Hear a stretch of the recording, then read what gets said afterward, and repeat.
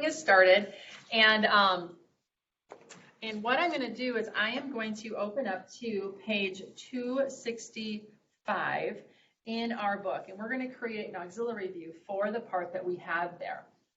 So let me minimize this and pull up this, and we are on page 265, and I already created this actual drawing. So the first steps here in this tutorial have you create this drawing, but I've already got that done. I called it the rod guide, and we're going to actually start I think it's step number 15 on page 267. So the first part is here, is drawing that part. I'll let you do that on your own, but I'm going to jump in and actually use that part now to create the drawing and incorporating an auxiliary view. So I am going to start out by opening up my Creo, and I'm going to start a new drawing. Now I'm going to select my working directory before I get started, just to be sure.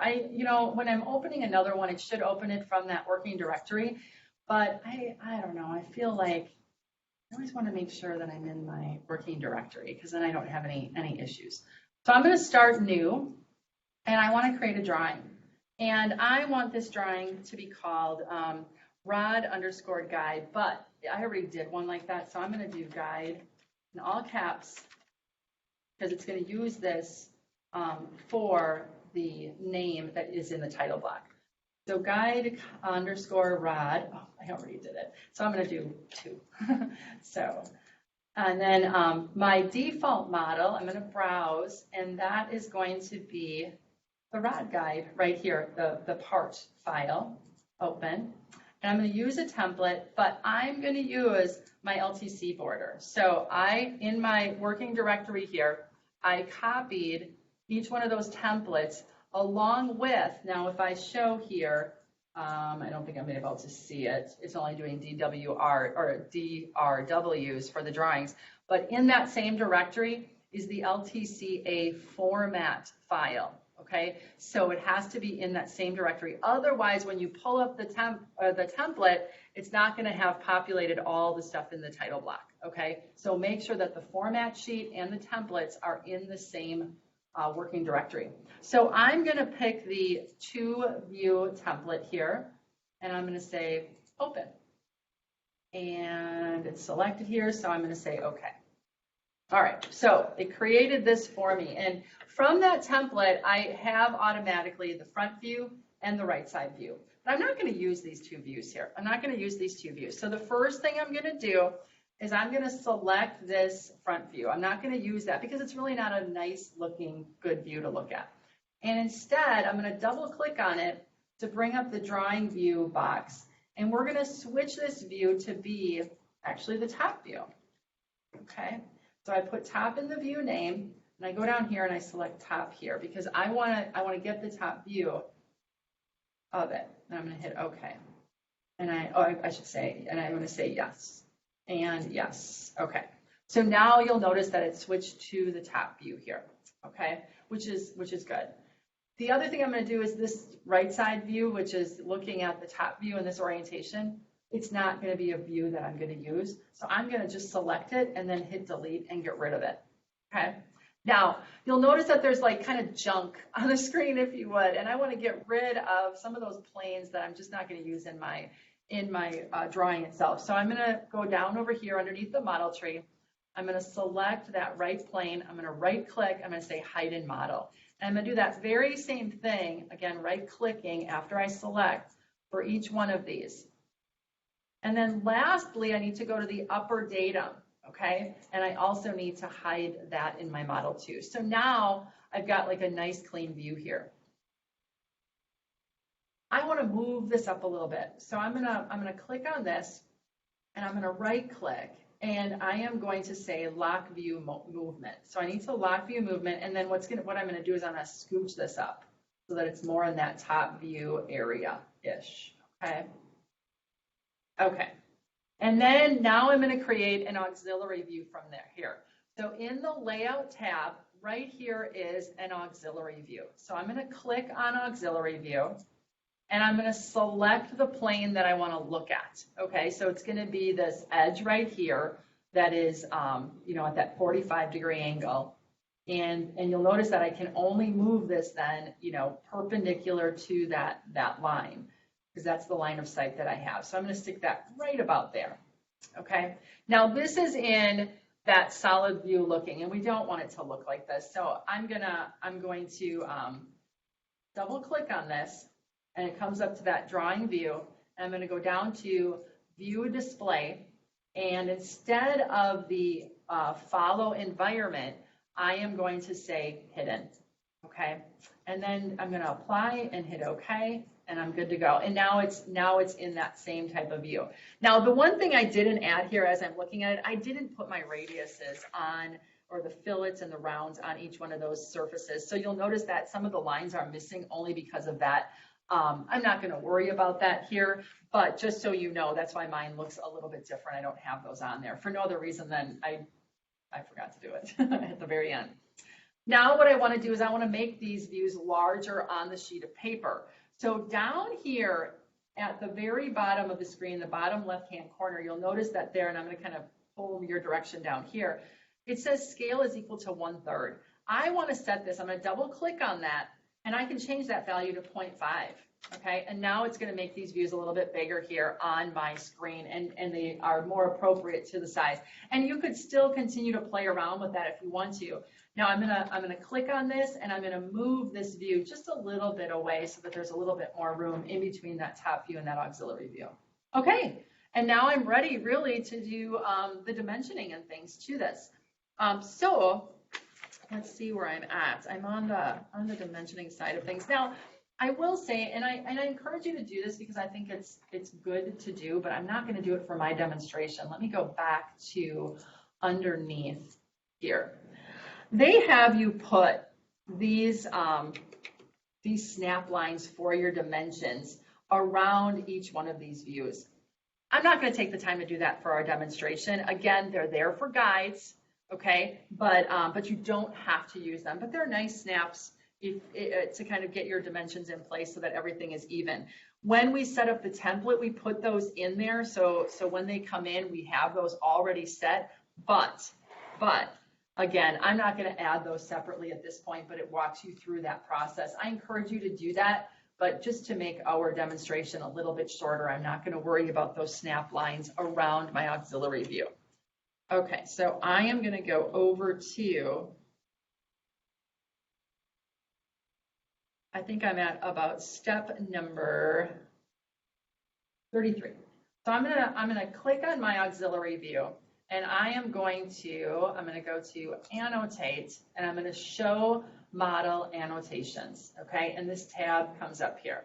Okay, now I'm not going to worry about the dimensions right now. I'm going to go to the very last tab, and I'm going to add all those center lines. Okay, so I'm going to say apply. That looks good. Okay, and then cancel. Then I'm going to go up here to my top view, and I'm going to do the very same thing. Show model annotations. I'm going to add all those center lines, and I'm going to apply. Now, you always want to show center lines kind of continuously so you can see what's in relationship to one another. So if I zoom in here, just using my roller, I am going to select this center line, and I'm just going to move. I'm holding down my left mouse button, and I'm dragging to the right here until I get to kind of that little center mark. Okay, and then I'm going to do the same thing over here. I'm going to click on this one, it activates it, and now when this one is horizontal, I'm just going to left mouse button and drag it until it's almost in contact over there. Now I can see that these two elements are in line with one another. Okay, and you can kind of play around with your center lines in the other views too if that needs to happen in the other places. The other thing, okay, I think I'm good. All right, so that's there.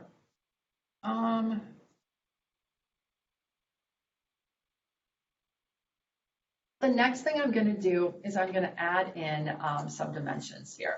So I'm going to zoom down over here, and I'm going to show model annotation with the top view selected, and I'm going to go back to this first one where I have all of my dimensions. Okay, so I'm going to add in some of these dimensions that I want and then get rid of some of them that I don't, and then switch views for the others that I'm interested in. So I'm just going to apply all of them here. I know they're kind of messy, but we'll kind of arrange things as we need to. So this is going to be apply and then cancel, just to get out of there. So I'm going to move this guy kind of over and down.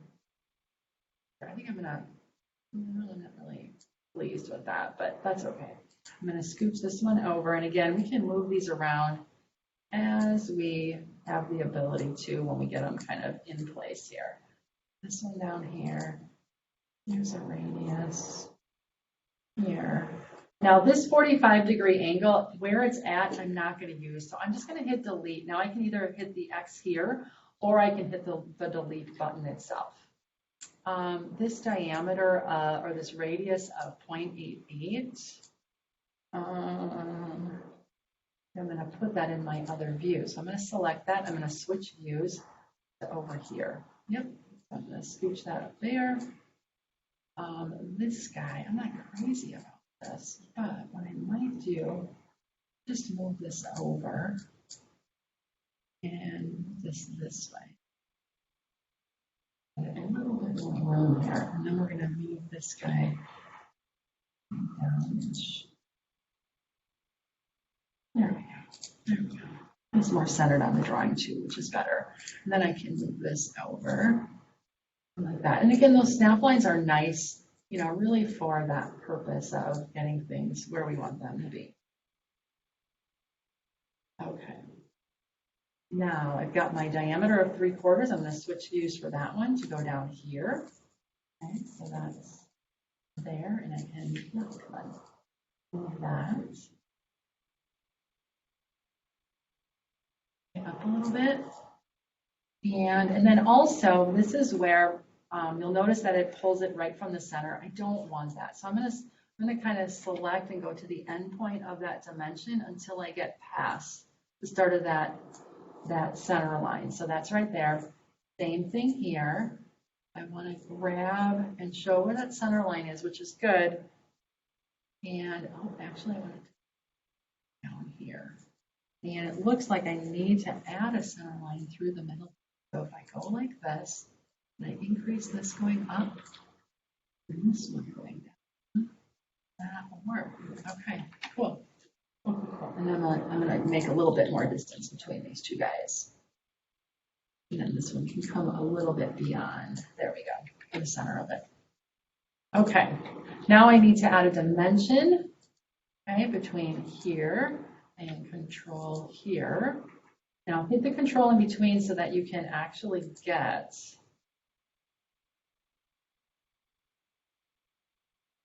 that's there. Cool.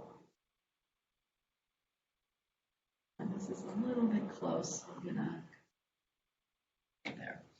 Now my radius of 1.12 is going to be on here.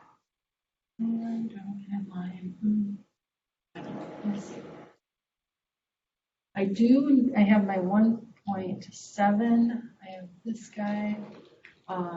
Let me put the angle in. I'm going to add the dimension for the angle. So I'm going to go back to annotate, and I'm going to go to dimension, and I need to click the center line horizontal, and I'm going to hit control and my center line right here. Then I'm going to move this out. Yeah, the other ones are in the way, so I'm going to have to make an adjustment there. So middle mouse button when I get it where I want.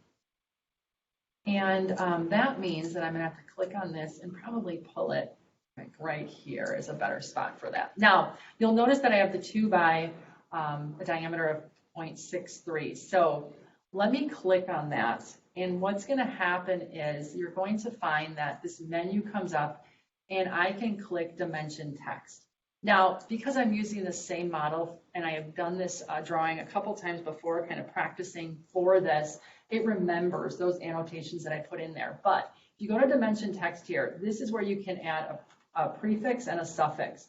So the prefix is going to be the 2 by, and then it has the diameter in here because it is dimensioning a hole. then it's going to be the dimension number, and then you always want to do a space and then any other notes. So I like to say through because it's through. You don't have to add the through. It's not in the drawing itself here, but I like it because it just is more specific to the type of operation that needs to occur.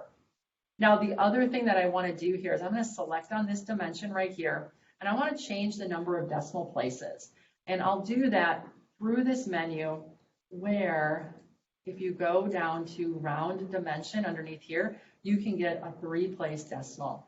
And so that's how you can do those individually. So I'm just looking top view. It looks like, oh, and you do need to add 2 by for this one right here. So I'm going to select on that. I'm going to go to dimension text, and I need to have 2 by space a radius of. So I'm going to click outside here, and it looks like I might need to move that a little bit. We'll go right about there. Looks good. Okay, and I've got my 1.7, just kind of looking at all the dimensions. Looks good. All right, now I'm going to go down to my auxiliary view and kind of finish up that guy. So I'm just panning up, and I'm going to add a dimension from the center of here to the side here, and dimension. Right click. Maybe I'll do this. Yeah, it's kind of close in here, so I'm going to go here. Right click. Then I am going to add the thickness here. So I'm going to do another dimension from, actually it's just this one right here. So I'm going to go right there, and it's see, it's kind of flips funny. I go there. Oops, come on. Right mouse button, and then I can move it afterwards. Stay in that orientation once I have it placed, at least the one time. There we go. Okay, and then I have the radius of 0.88. I might pull that down around over here.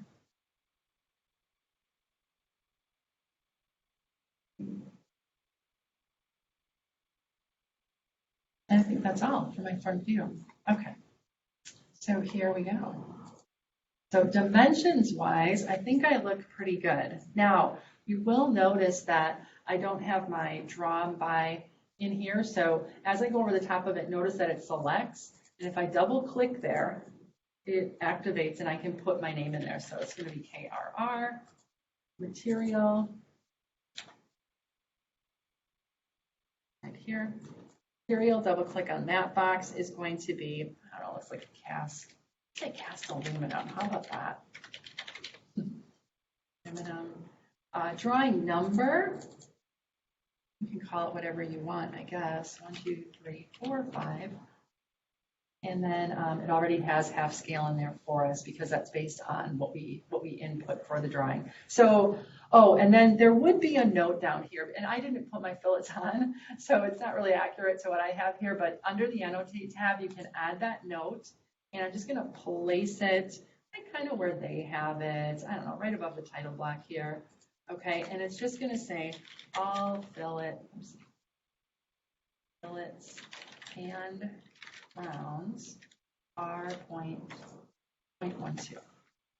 And click outside over here, and we should be good to go. Maybe even scooch that down just a little bit. Activate it, come on. Just a little bit so that it's right above the title block.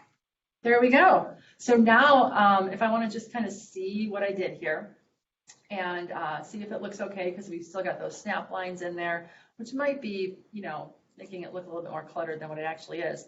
We're going to go to File, Print, and then Print Active Object.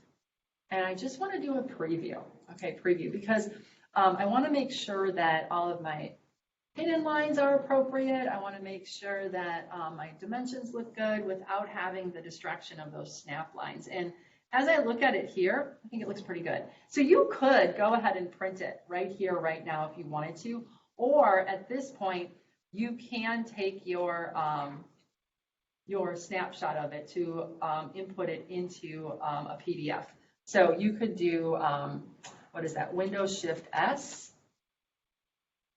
Did it do it? I think it did. And I can window around here, so you'll know that that activates it. So now I have that on my clipboard, and then I can put it into, for instance, a Word doc or a Google Doc, and then I can create a PDF and upload it to the Dropbox. Okay, so that is one way that you can do it. Any questions? I'm gonna go back over here. I'm gonna close out of the print. Any questions at all? Josh, you're my customer in the room. Okay, how about those who are virtual? Is there anybody over here? I'm gonna just stop sharing for a second. Anybody over here? There's nobody over here. So Josh, it's just you.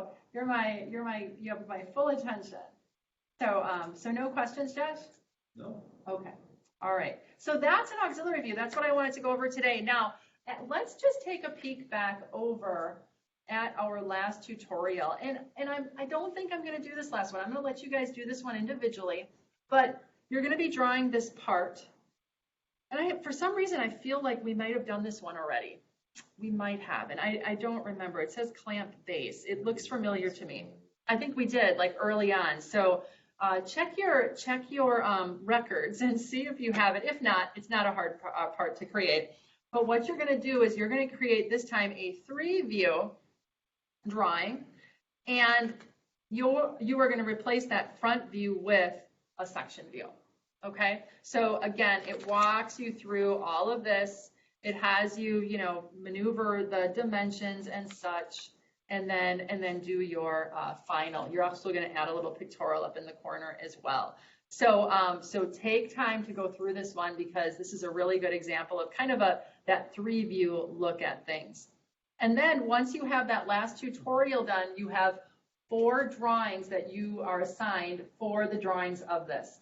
So if we go to Blackboard and we go underneath that learning plan, very last one, learning plan number 7, you'll notice that your homework assignment here, okay, is the LP7 drawings. So it's 8.2, 8.5, 8.7, and 8.8. So 8.2 you'll have to draw, that's on page 280. 5, 7, 8. Is this one? So I don't think we've done this one yet. That'll be a new part for you. Part number 5. That one looks familiar to me.